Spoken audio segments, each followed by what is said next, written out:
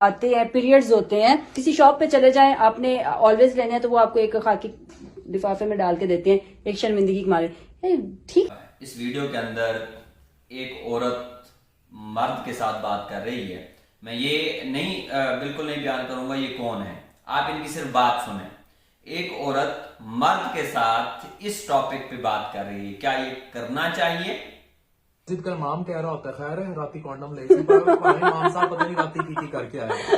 ہم دور جدید یا قدیم دور کو نہیں دیکھیں گے، پرانے اور نئے دور کو نہیں دیکھیں گے، ہم دیکھیں گے بحیثیت مسلم ایک مسلمان کی جو باؤنڈری ہے اس کی مجھے اجازت ہے ایسی بات مرد کے ساتھ کرنا یا نہیں. اس کا جو تعلق ہے وہ بچوں کے ساتھ اس کے اثرات کیا پڑتے ہیں. جو کچھ دین اور اسلام بیزار لوگ ہوتے ہیں وہ یہ پروپیگنڈے کر کے اسی بے حیائی اور بے شرمی اور اخلاقیات باختہ چیزیں کرتے ہیں جن کا ہماری سوسائٹی کے ساتھ دور دور تک تعلق نہیں ہے.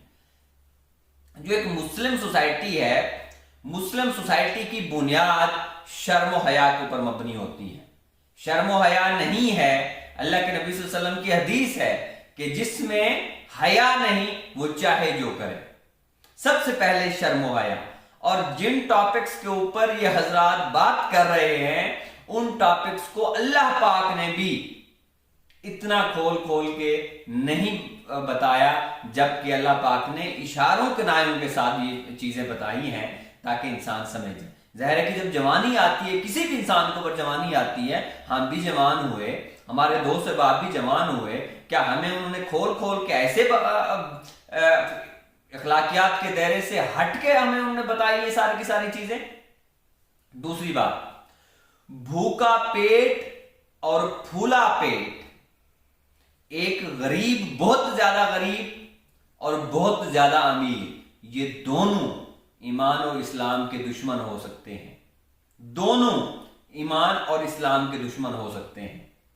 بھوک کی وجہ سے، روٹی کی وجہ سے، اور دوسرا اپنی فرعونیت کی وجہ سے، اپنے عہدے کی وجہ سے، اپنی پوسٹ کی وجہ سے.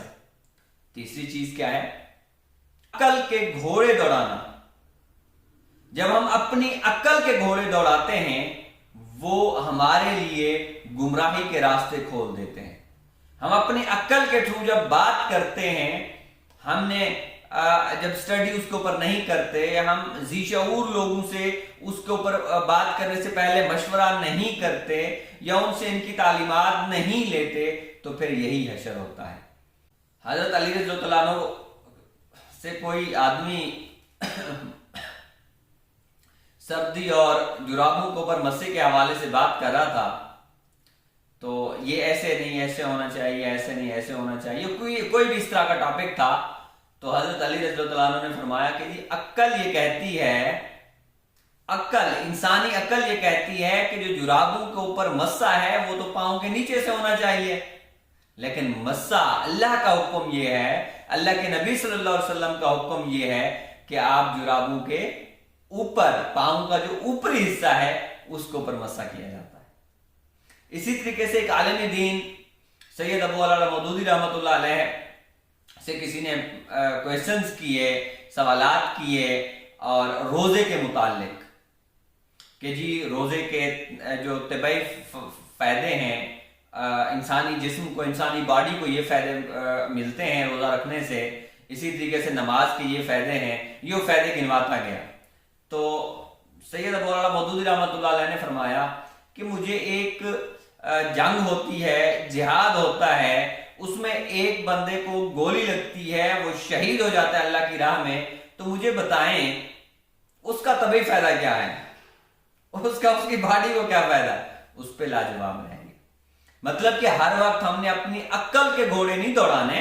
کچھ احکامات اوپری لیول سے آتے ہیں، کچھ احکامات اللہ اور اس کے رسول صلی اللہ علیہ وسلم کی شریعت سے ہمیں ملتے ہیں، اس کے اوپر آمنا و صدقنا کہنا پڑتا ہے، ان کی اطاعت کرنی پڑتی ہے نہ چاہتے ہوئے بھی.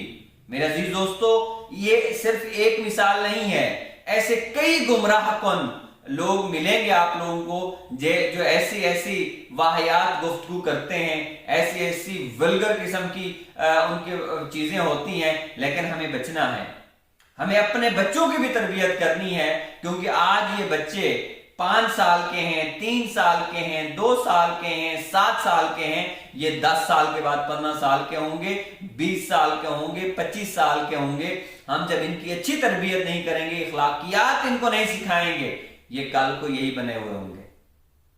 میرے عزیز دوستو، یہیں سے بے حیائی پھیلتی ہے، یہیں سے فحاشی اور عریانیوں کے راستے کھولے جاتے ہیں۔